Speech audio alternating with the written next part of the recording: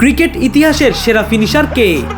এমন প্রশ্নের উত্তরে যারা ক্রিকেট বোঝেন তারা এক মুহূর্তেই বলে দেবেন মহেন্দ্র সিং ধোনি। বিশ্বকাপ জয়ী এই ভারতীয় কিংবদন্তি জাতীয় দল ছেড়েছেন 2019 সালে।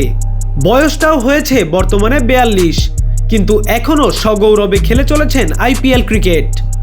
শুধু তাই নয়, সব সময়ের মতো ফিনিশারের রোলটাও পালন করছেন ঠিকঠাক। এবার সেই মহেন্দ্র সিং ধোনি হাঁকিয়েছেন এবারের আইপিএলের সবচেয়ে বড় ছক্কা।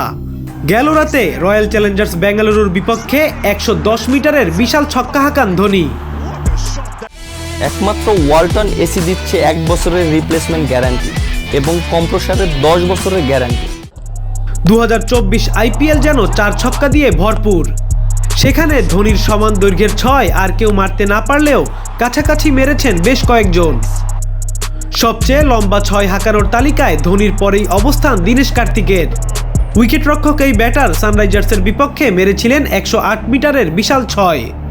106 মিটারের বিশাল 6 হাঁকিয়ে 3 নম্বরে রয়েছেন হায়দরাবাদের হাইনরিক ক্লসেন।